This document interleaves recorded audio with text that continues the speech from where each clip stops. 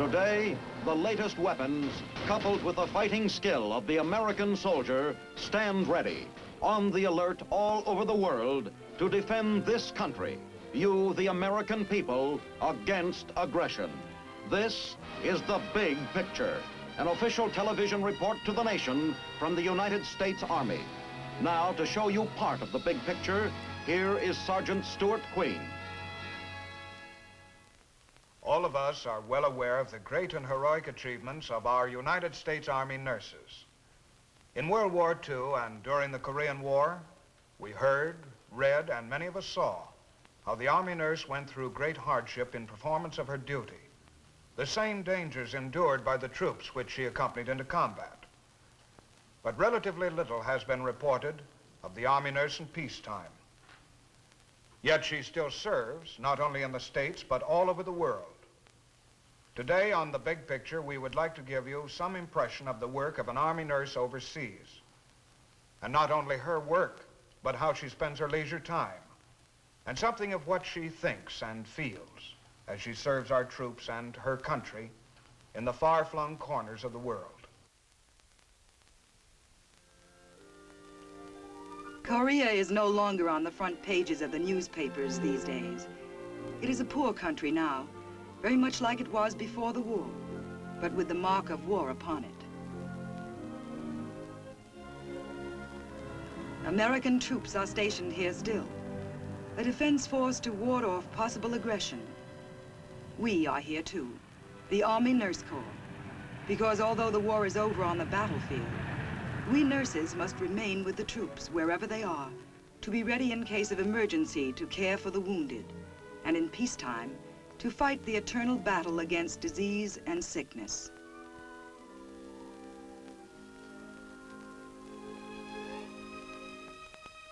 When a new group of nurses arrives at the airport, it's always something of an event, for the newcomers as well as the old-timers. But there's not usually much time lost between arriving and being assigned duties at the hospital. There's plenty of work to be done here. Each new nurse has a job waiting for her. But first, in Korea at any rate, a new nurse is given a proper outfit for protection against the cold of the Korean winter. The keynote of the costume is not fashion, but utility. It's not mink, but it's warm. For once, it's nice to try on a hat and not wonder whether it's the right one. Does it do something for you? You bet. Keeps you cozy at 5 below. The new nurses are on the roster now, and the routine of work in the wards has begun. All over the world, wherever our troops are stationed, the Army nurse is an ally of the soldier in his battle against sickness and pain. Her words of sympathy and understanding can be as important and valuable as her skill and knowledge. Both are required if she is to really fulfill her role as an Army nurse.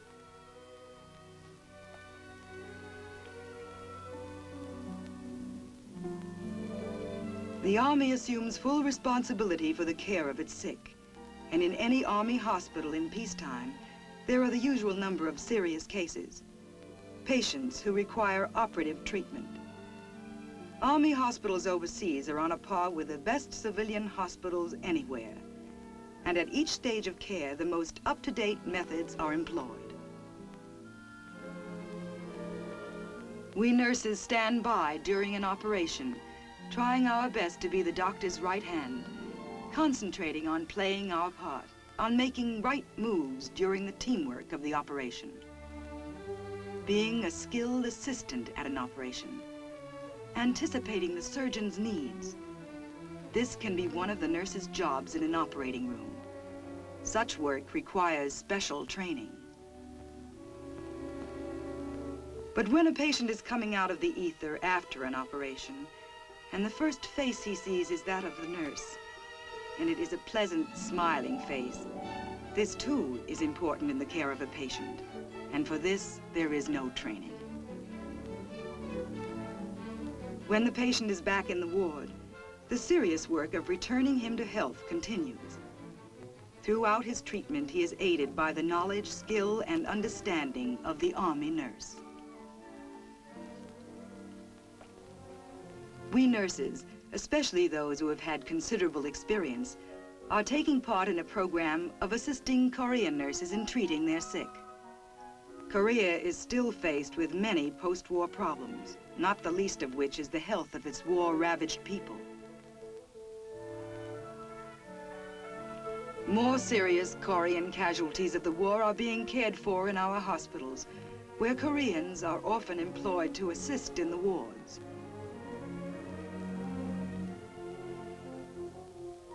We give our own medical corps men instruction in ward duties, routines such as taking the patient's blood pressure,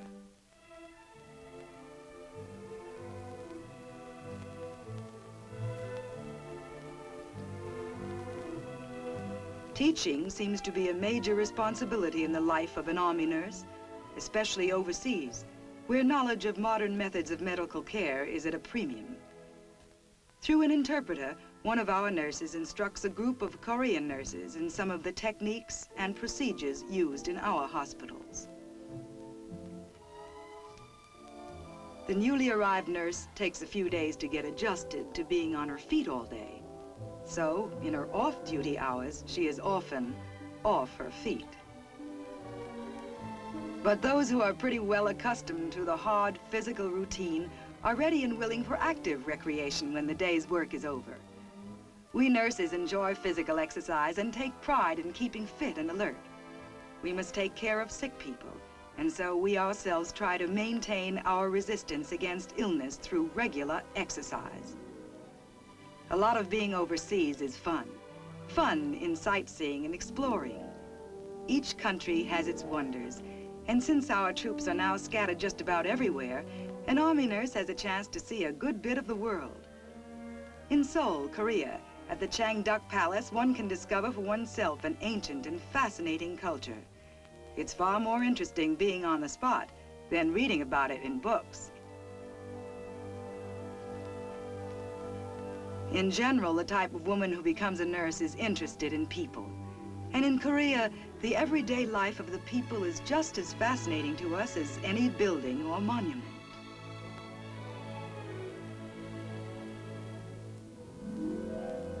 There are little things to record, snapshots that will be interesting to look back upon, or to enclose in a letter home. One of the strongest reactions one has in Korea is that the people need help, and it is most satisfying to be assigned to work in the Civilian Assistance Program, to see hungry orphans being nourished back to health, to be part of this work, to feel that there is no other work you'd prefer to do. This is what it means to be a nurse. Being an Army nurse overseas is for nurses who want to go places and do things. Frequently, those on assignment in the Far East have the opportunity of visiting Tokyo, which is an exciting place for shopping and sightseeing.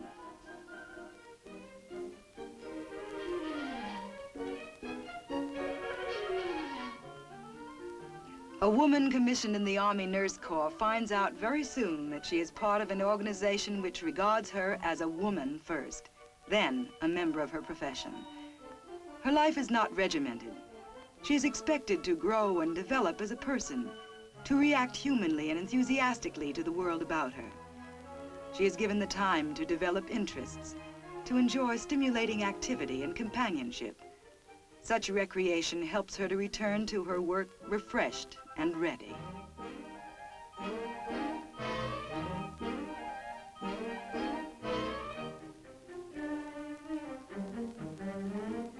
In Japan and wherever she is stationed, many activities are made available.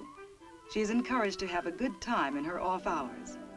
As a type, the Army nurse is a well-rounded person, understanding and interested in people, as well as young in heart, fun-loving and gay.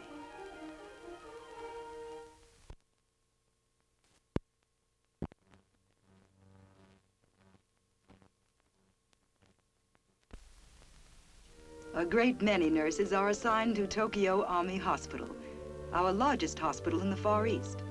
It bustles with medical experts who are here to carry out the mission of the hospital, as defined by its commanding officer, Colonel Charles Kirkpatrick.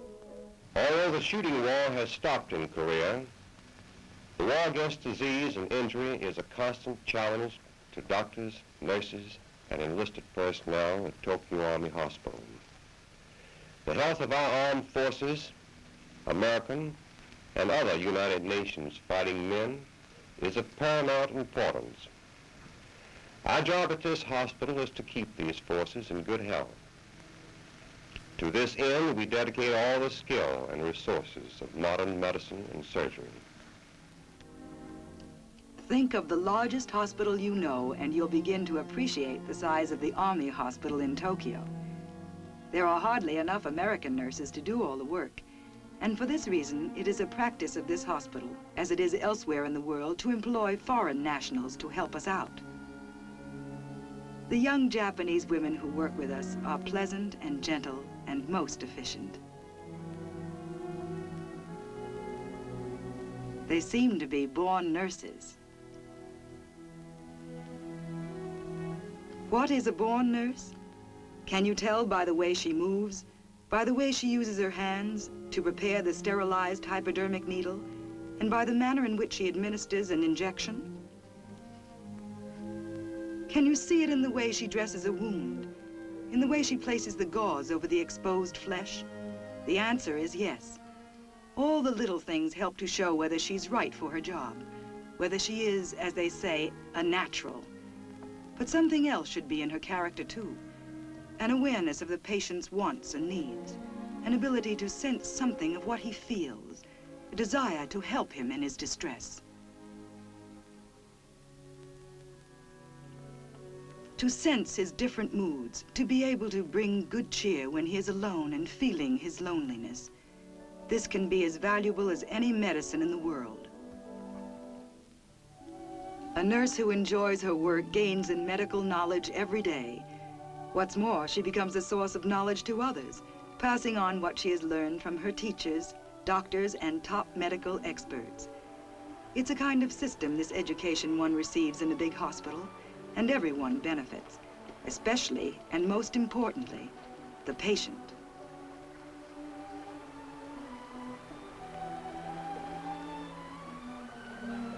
Hydrotherapy, a whirlpool bath to give passive exercise to the muscles of an injured leg. Many of the experts who wear the white uniform of a nurse are actually members of the Women's Medical Specialist Corps, which is a branch of the Army Medical Service.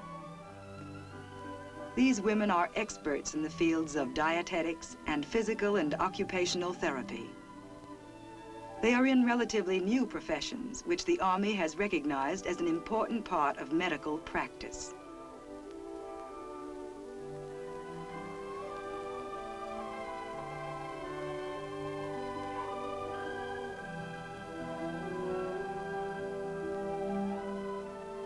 Since the Army assumes the responsibility of providing medical care for the serviceman's family and all additions thereunto, those children are fortunate who are cared for in the Tokyo hospital. For here the pediatric service is the finest, and those nurses who are assigned to it find their task a source of continuous interest and pleasure.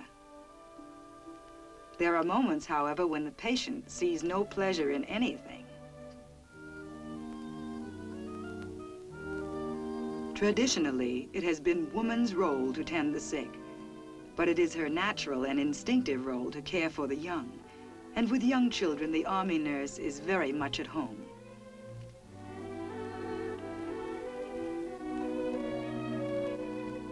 In the evening, the Army nurse is at home in a different sense. She can be alone and undisturbed to write a letter. Or she can be with others. Rarely is she at a loss for something to do in her leisure hours.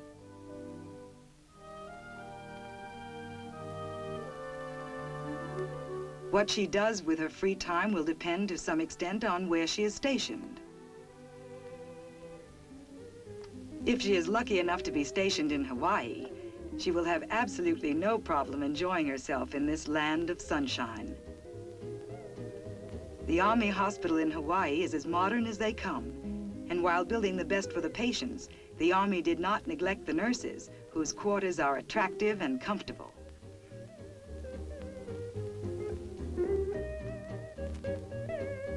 There is a bright gleam about Hawaii. Even inside the hospital, the equipment glistens in its newness. It's the very best, the very latest. However, the appearance of things is not of the greatest importance in your work as an Army nurse. Wherever you are stationed, you will find one factor to be of greater consequence than any other, and that is the satisfaction you gain from your work. The deep pleasure of knowing that you are helping people to get well. If the job means something to you, it will mean not where you are stationed or how shiny the equipment, but the work of nursing itself. Patients are grateful, unselfish, uncomplaining. Unlike the civilian sick who have the family nearby, the soldier has no one to look after him except the Army nurse. To the patient, we are not only nurses to look after their ills, but mother, sister, and friend. During convalescence, men lose some of their confidence. They can't do what they used to do. We try to restore their confidence, give them new things to accomplish. We talk and listen and watch.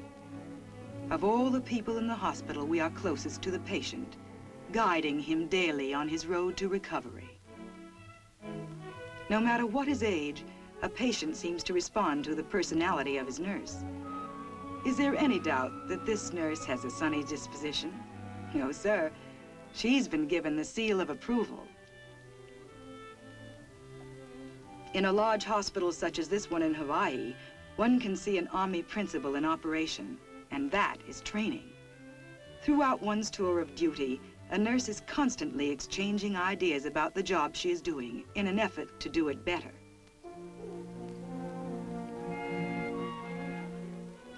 One basic and rather pleasant fact about life for the Army nurse overseas is that there are usually a good many young officers who can be counted on as escorts.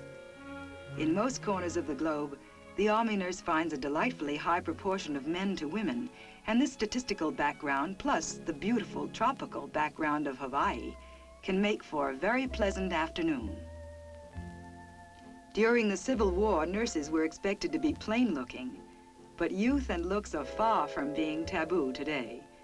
We have come a long way from an ancient conception of an Army nurse, and today she is a freer and happier individual because of it.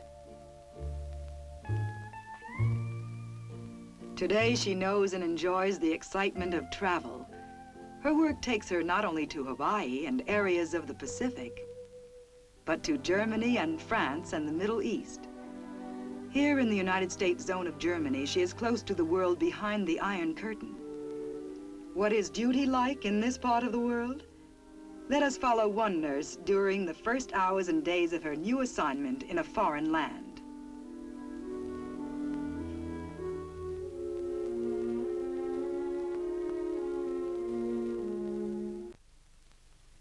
After she is picked up at the station, this young lieutenant is driven to the United States Army Hospital at Landstuhl. Like any officer in the Army, she goes through the preliminaries of signing in at the new post and formally meets the officer who will assign her to her new duties. All of this is formal and military, but friendly.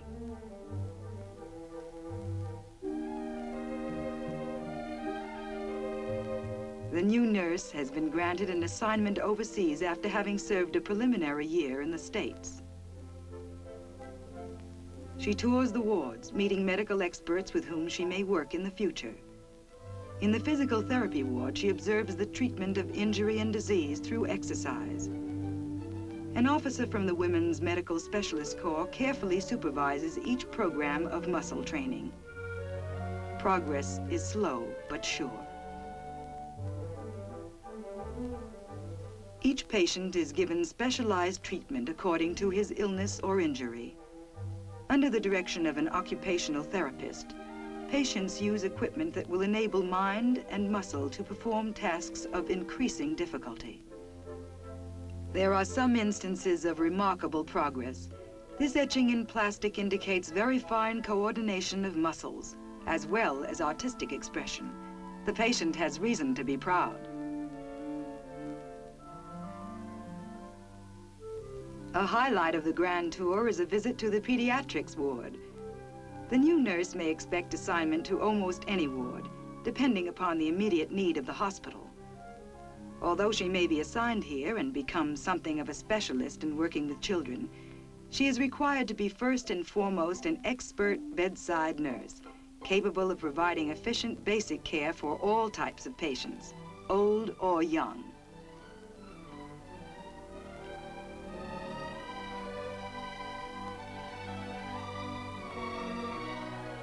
Over at the nursery was a newcomer, an incubator baby, doing very nicely.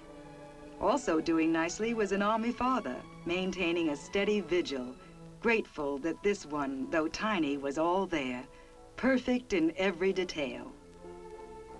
Human life and the struggle to maintain health. This is the great drama of a hospital. To be part of this drama is exciting and rewarding.